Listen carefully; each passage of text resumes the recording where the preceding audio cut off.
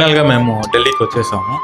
ఢిల్లీకి వచ్చిన తర్వాత నేను చాట్ జీపీటీలో సెర్చ్ చేశాను. చాట్ జీపీటీలో ఏ లొకేషన్స్లో వచ్చి ఢిల్లీలో రీసేల్ కార్స్ వచ్చి మార్కెట్ ఉంది, ఏం వాడకమయ్యా, ఎక్కడ వచ్చి ఎక్కడ మార్కెట్ ప్లేస్ అయ్యి ఉండదు. ఇప్పుడు మేము వచ్చి రాజీవ్ గాంధీ ఎయిర్పోర్ట్లో ఉన్నాం న్యూ ఢిల్లీ.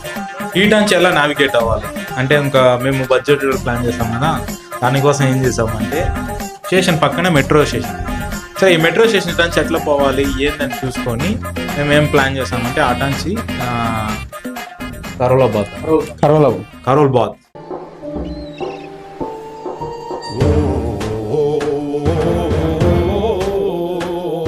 కానీ భయ్యా ఈ తెలుగుతో పోయి మేనేజ్ చేయాలంటే మాత్రం సుమ్మ అయిపోతుంది అక్కడ. ఇవే తగ్గించుకుంటే మంచిది. ఖచ్చితంగా లాంగ్వేజ్ హిందీ అనేది ప్రాపర్గా ఒకరు మన ఫ్రెండ్ కానీ మన రిలేషన్ ఎవరైనా ఒకరు పక్కన ఉంటేనే అక్కడ చేయగలం.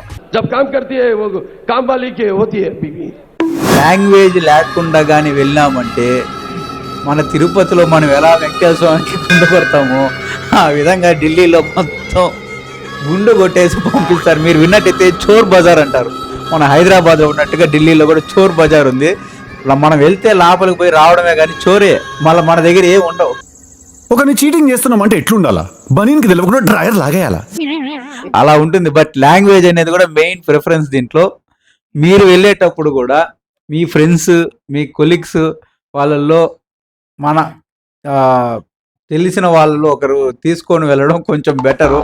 తెలుగుతో పోయి మనం ఏలుకొని వస్తాం అనుకుంటే అది అసాధ్యం. అది ఢిల్లీ, అందులో కరోలాబాగ్.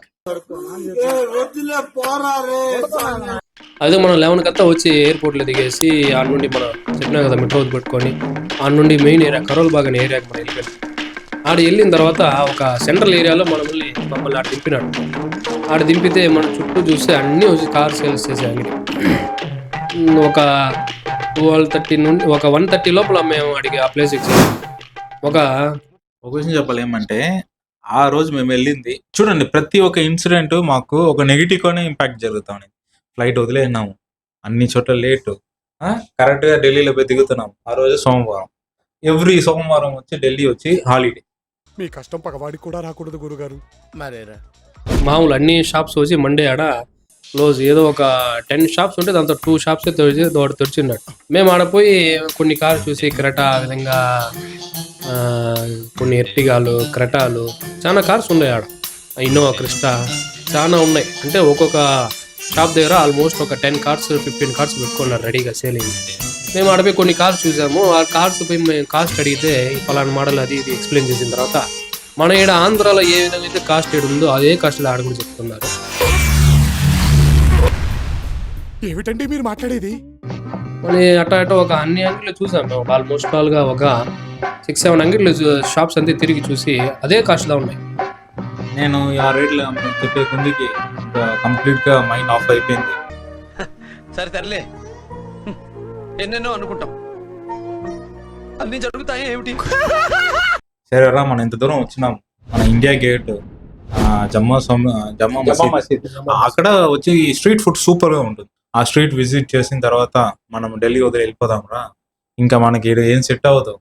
మనం ఇవి ఆన్లైన్లో చూసే వీడియోలన్నీ ఆమరిస్తున్నారు. మీరు చూసారంటే ఏం లేదు, 4 lakhs 5 lakhs BMW, ఆడి ఇవన్నీ. అంటే నాకు ఆ ఒక ప్రైస్ కాకుండా మంచిగా యూస్ చేసే వెహికల్ చూసి తీసుకుందాము అనే ఆ ప్లాన్ మైండ్ సెట్లోనే ఢిల్లీలో వచ్చి దిగాము. కానీ ఫుల్గా అయితే మీరు ఎవరు కానీ ఢిల్లీ నుండి వేసే ఆ రీల్స్ చూసి ఖచ్చితంగా మీరు ఆడపోయేది చాలా వాళ్ళు చెప్తారు 4 lakhsకి 5 lakhsకి మీకు ఈ కార్ వచ్చేస్తుంది, 2020 మోడల్లో ఇది వచ్చేస్తుంది, BMW వచ్చేస్తుంది, బెంజ్ వచ్చేస్తుంది, క్రిస్టా వచ్చేస్తుంది, 2020 మోడల్లో మీకు 8 lakhsకే క్రిస్టా ఉంది, 7 lakhsకే క్రిస్టా ఉంది అనేసి ఆ వీడియోలు చూసి మీరు ఆడపోయినారంటే ఖచ్చితంగా మీరైతే ఏమారిపోతారు ఖచ్చితంగా. Thanks, love you. మేము కూడా ఆ విధంగా కొన్ని వీడియోస్ చూసాము. చూసేసి అదే షాప్స్కి పోయి మేము అడిగితే వాళ్ళ దగ్గర లేదు, సేల్ అయిపోయింది అంటారు. వాళ్ళు ఒక డెమోకి ఒక కారు పెట్టేస్తారు. పెట్టి ఆ కార్ని ఏం చేస్తారంటే ఒక రేట్ ప్రైస్ చెప్పేసి ఆ వీడియోస్ వైరల్ చేస్తారు. వైరల్ అంటే ఏం లేదండి, ఇప్పుడు ఒక తక్కువ రేట్కి ఒక ప్రోడక్ట్ దొరుకుతుందనేసి నేను ఒక వీడియో చేస్తాను. ఆటోమేటిక్గా ఆ వీడియో రీషేర్ అవుతుంది, కమెంట్స్ కొడతారు, అది ఆటోమేటిక్గా అయిపోతుంది, అందరికీ పుష్ అవుతుంది. పుష్ అయినప్పుడు ఏమనుకుంటారు, ఒక కార్ ఎంతమంది కొంటారు, ఇప్పుడు ఆ వీడియో చూస్తారు, ఒక 2 మిలియన్ 3 మిలియన్ 10 మిలియన్ చూస్తారు. వాడు ఏం చేస్తాడంటే అన్ని కార్లు ఒక రేట్ చెప్తాడు, ఒక 2 కార్లు మాత్రం రేట్ తక్కువ చెప్తాడు. వెంటనే మీరు ఫోన్ చేయండి, సేల్ అయిపోయింది. అంటే పబ్లిసిటీ కోసం వాళ్ళు వీడియోస్ చేస్తున్నారు తప్ప, కానీ ఆడు రియల్ మార్కెట్ ఈ వీడియో కంప్లీట్గా చూస్తారు. ఢిల్లీ మార్కెట్ అంటే వాళ్ళ దగ్గర కార్స్ అయితే తక్కువ కాస్ట్ ఉండే కార్స్ అక్కడే ఉన్నాయి, అయితే అవి వచ్చి సేల్ అయిపోయినాయని చెప్పేస్తాను. ఈ బండి చూడటానికి చాలా బాగుంది. రేట్ అంతేటి? చూడటానికి రేట్ లేదు కానీ చూసి వెళ్ళండి. యాక్చువల్గా ఇక్కడ బ్యూటీ ఏమంటే మాకు ఒక హిడెన్ ఆప్షన్ లాగా ఒకటి క్రియేట్ చేసుకున్నాం. మీకు తెలిసిందే కదా, ఇప్పుడు మనం ఏమైనా ప్లాన్ చేసామంటే plan A, plan B, plan C ఉంటాయి కదా, అలాగే మేము ఏం చేసామంటే ఒక హిడెన్ ఆప్షన్ లాగా ఒకటి పెట్టుకొని మేము మార్కెట్లో దిగాం. ఎందుకంటే మాకు ఒక మీడియేటర్ దొరికారు. ఏమంటే తిరుపతిలో మ్యూచువల్గా మాకు తెలిసిన ఫ్రెండ్కి ఎవరో వేరే వాళ్ళు ఢిల్లీ వెహికల్ కొంటే మాకు ఒక మీడియేటర్ దొరికారు. మేమేమనుకున్నామంటే ఓకే వీడు మీడియేటర్, వీడు కమిషన్ పెట్టుకొని మనకు బండి అమ్మేస్తాడు, అలా అమ్మేసాడంటే మనకి డబ్బులు లాస్ అయిపోతుంది, దానివల్ల డైరెక్ట్గా మనమే మార్కెట్లో దిగి ఏం చేద్దాం అంటే నేను ప్లాన్ చేసుకొని మేమేం చేస్తామంటే మీడియేట్ని కాంటాక్ట్ అవ్వకుండా డైరెక్ట్గా మార్కెట్లో దిగి నేను రిజిస్టర్తో మాట్లాడి అన్ని ఏర్పాట్లు చేశాను. ఆయనకు 5,000 ఇస్తే చాలు, మిగతా వాళ్ళందరూ కలిపి 1500 పూర్తి చేయాలి. హలో, ఎవరండి మీరు? అంటే మా ఎవరైతే మధ్యలో వ్యక్తి ఉన్నాడో ఆయన వచ్చి పర్సంటేజ్ అని తీసుకుంటారు. అంటే ఇప్పుడు 10,000 15,000 20,000 అంటే ఒక కార్ మాట్లాడిచ్చినామంటే అతనికి ఒక పర్సంటేజ్ అనేది. మేము ఏం చేసినాము 3%. అక్కడ కార్స్ కొన్నా కూడా ఏముందంటే వాళ్ళకి వచ్చి 3% మన కమిషన్ ఇవ్వాలి. కారు కొన్నా సేల్ చేసినా 3% కమిషన్. అది కాకుండా ఎన్ఓసికి ఎక్స్ట్రా ఒక 5,000 ఇవ్వాలి. ఈ విధంగా కొన్ని లిస్ట్ వచ్చి చెప్తారు. అదే ఆల్మోస్ట్ ఒక 10,000 50,000కి అదే అయిపోతుంది. కార్ కాస్ట్ కాకుండా ఎక్స్ట్రా 15,000 20,000 వచ్చి అదే అయిపోతుంది. అదే విధంగా మధ్యలో మనం ఎవరైనా ఉన్నారంటే మనకి మీడియేటర్గా కుడించే వాళ్ళు ఎవరైనా ఉన్నారంటే వాళ్ళకి మనం ఒక 15,000 20,000 తక్కువైనా ఒక 10,000 మనం ఇవ్వాల్సి వస్తుంది. మేమేమి ఆలోచించామంటే ఇవన్నీ కాకుండా మేమే డైరెక్ట్ పోయి మనతోనూ ఒక మెకానిక్ ఉన్నారు, మంచి ఎక్స్పీరియన్స్ అయిన ఒక షోరూమ్ లో పనిచేసిన మెకానిక్ మన ఫ్రెండ్ ఉన్నారు.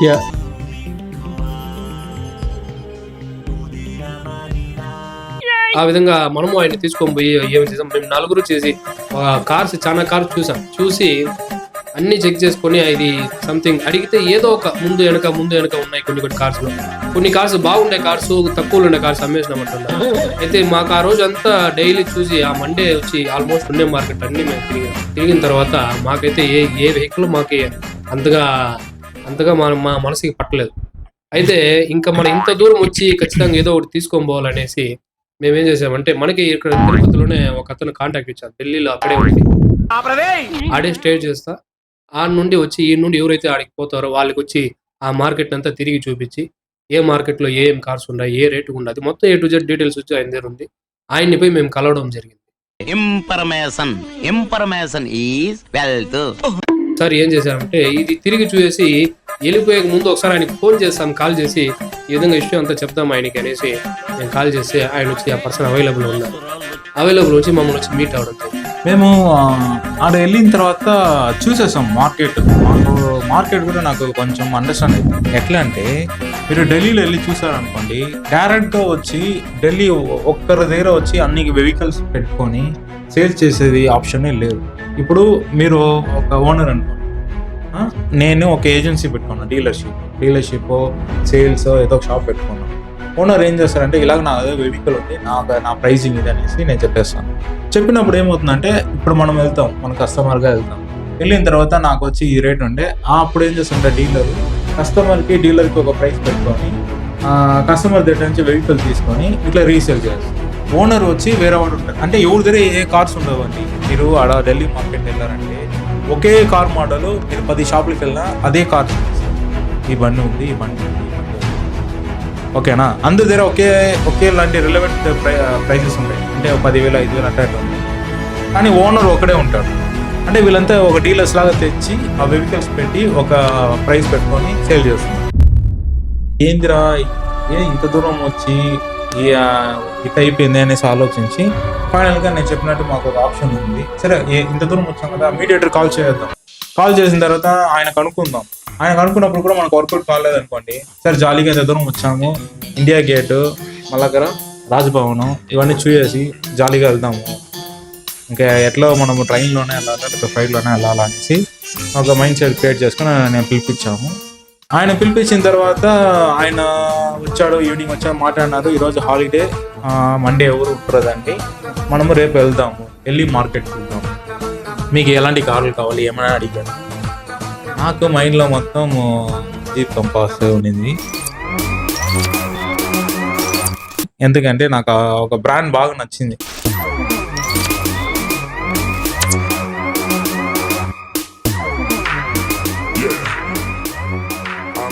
ఆ బ్రాండ్ వచ్చి ఒక యూఎస్ బేస్ చేసిన వెహికల్. ఆ వెహికల్ ఎందుకు మన ఇండియాలో క్లిక్ కావాలని నాకు అర్థం కాలేదు.